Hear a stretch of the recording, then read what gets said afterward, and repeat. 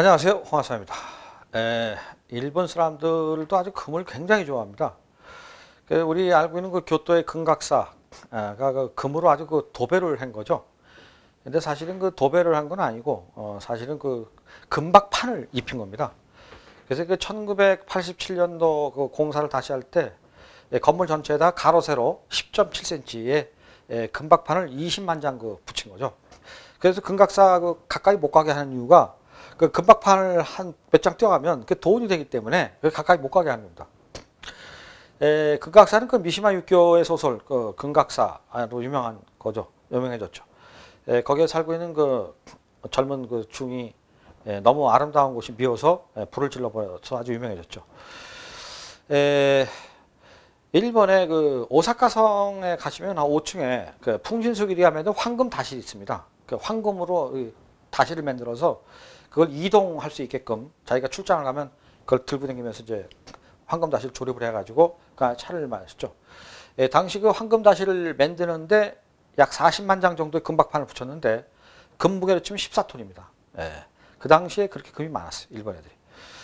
자, 이렇게 이 금박, 은박 기술은 사실은 그 우리나라 임진왜란 때 끌려간 우리나라 기술자들이 일본의 금박, 은박 기술, 동제련 기술까지 가르쳐줘서 일본이 사실은 그런 기술이 발전했죠.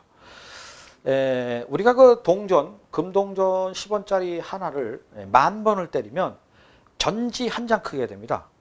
이 기술을 박타지 기술이라고 그러는데 이 기술이 이제 오늘날 일본하고 한국하고 이제 거의 대등한 정도로 우리가 발전을 했지만은 이런 기술들이 이제 일본 애들이 기술을 갖고 있다가 임진왜란 때 기술자들 잡혀가면서 더욱 발전해서 가나자와현이라고 일본의 그쪽으로 이제 많이 기술자들이 가서 급속도로 그 발전을 한 거죠. 그래서 이제 그 가나자와의 그 일본의 가장 오래된 그 금각 가게들이 있고 또 교토에도 아주 오래된 가게들이 있습니다. 제일 오래된 가게가 이제 1700년에 창업했던 후쿠다 금박이고 두 번째로 오래된 회사가 호리킨 박분이라는 회사죠. 1711년에 문을 열었죠. 이 호리킨 박분은 절에 가면 이제 불상이 있는데 이 불상을 전부 이제 금으로 이제 뺑기 칠 비슷하게 하는 거죠. 도배라는 거니까 이런 것들을 하고 그 다음에 이제 절 내부에 있는 금박, 은박의 이제 여러 기술을 갖다 붙이는 인테리어를 원래 하던 회사였습니다. 그런데 이게 절이라는 게 불상에다 금 페인트 칠을 한번 하면 그거 하나 가지고 뭐 몇십 년을 가고 인테리어도 금으로 하면 금이라는 건 색깔이 변하지 않으니까 또 몇십 년 가고 그러니까 일거리가 많지는 않은 거예요. 가만히 앉아 있다 보면 이게 업체들은 자꾸 늘어나고 그러니까 이 사람들이 이렇게 해가지고는 안 되겠다라고 생각을 해서 자기네들이 새로운 활로를 찾기 시작했죠.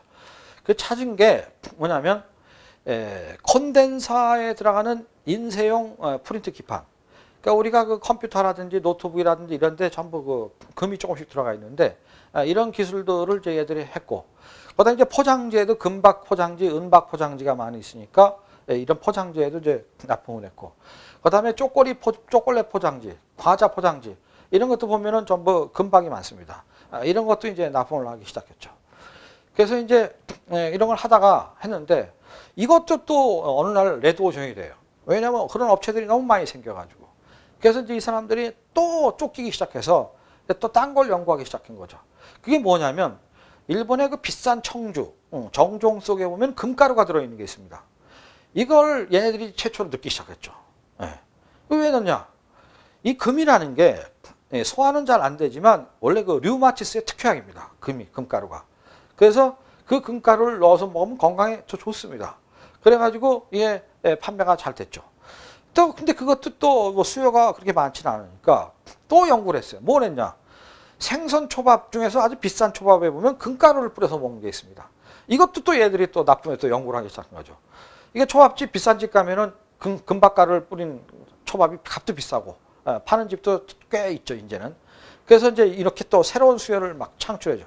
또 근데 이거 갖고도 또 안 되고 또 후발주자 또 쫓아오니까 또 연구를 했습니다.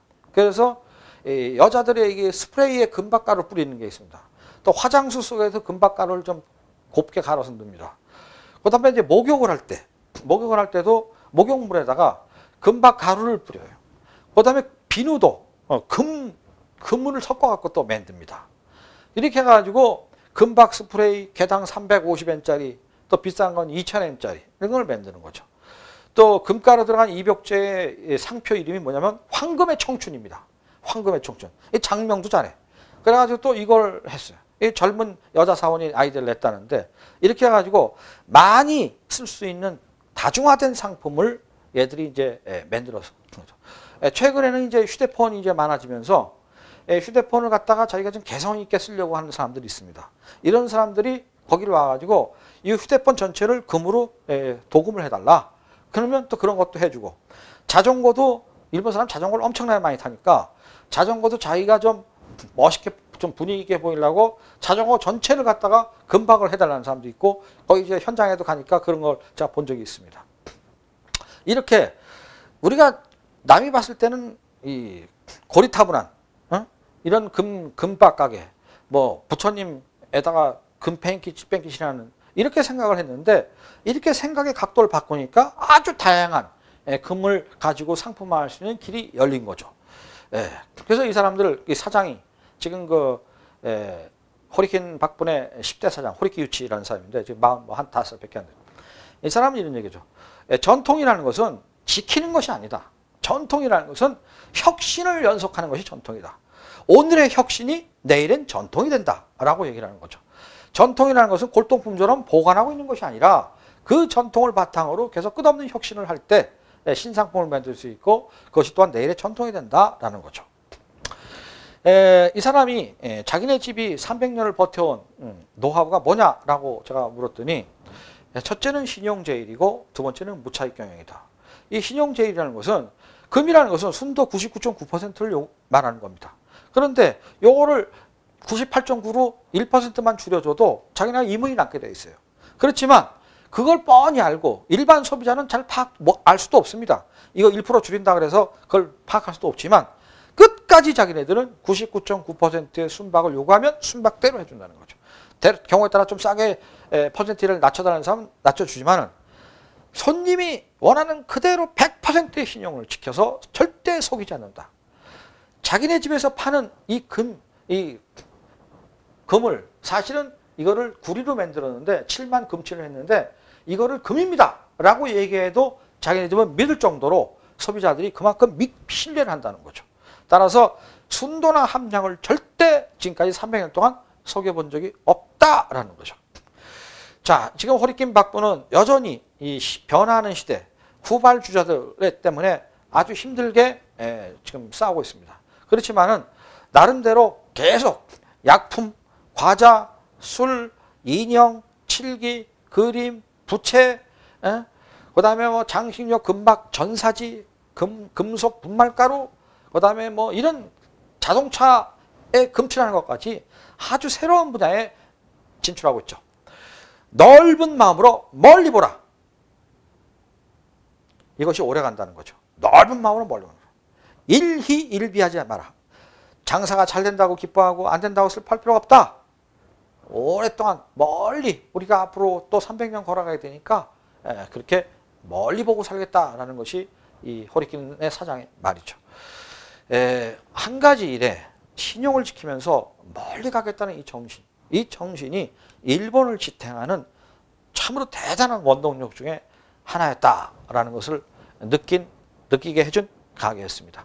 감사합니다.